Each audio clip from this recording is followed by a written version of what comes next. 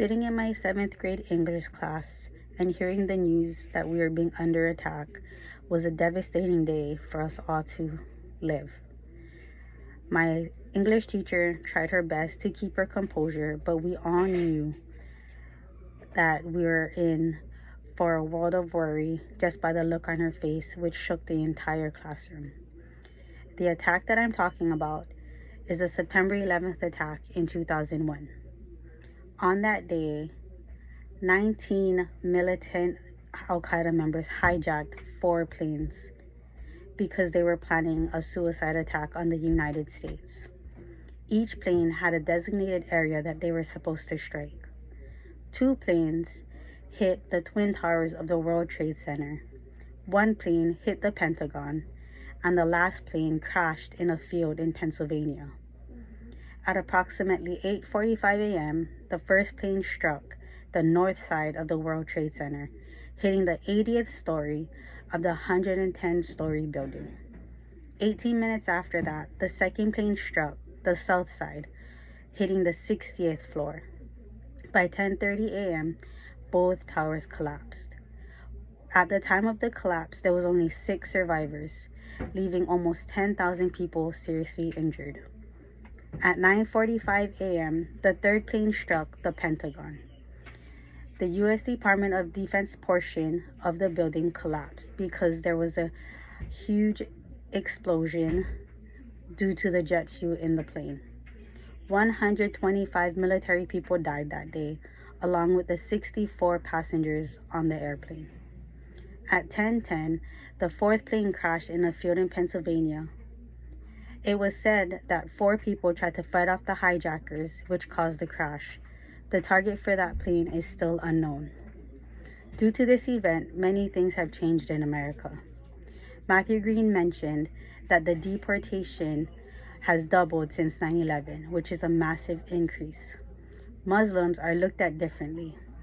William Galstein mentioned that in 2002, 25% of Americans believe Islam is more likely to encourage violence than any other religion group.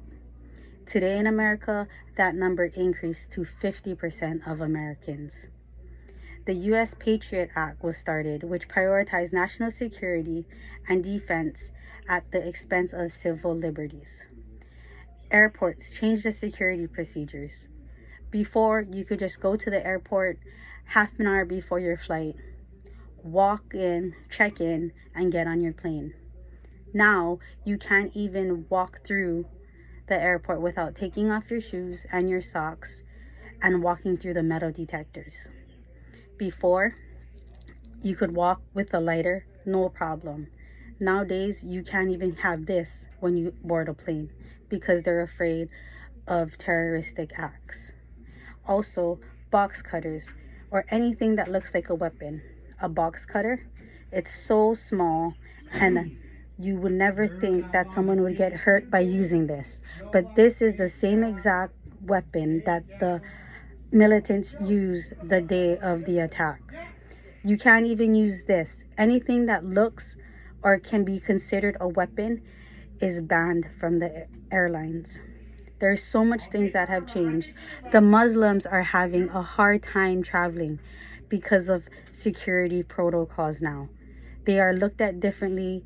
They have so much trouble because they are associated with terroristic acts, which makes travel for them extremely difficult. Because of all these events, we have so much stuff that has changed. And for us, being Americans, we just have to believe and trust in our government that they are doing what they can to keep us safe.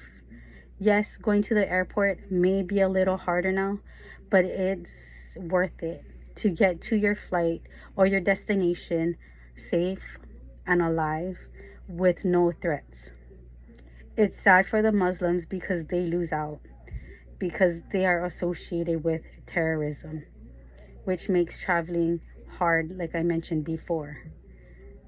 So, in conclusion, I would just like to say that this is something that I believe should never be forgotten, and we should always educate ourselves in this area and know why we have these new security protocols when we go to the airports.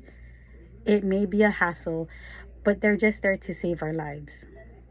So I just would like to say that 9/11 is an event that will always be remembered, and we just have to take precautions and be grateful that the government is taking precautions to make sure that we are safe, and when we do travel, that we arrive alive.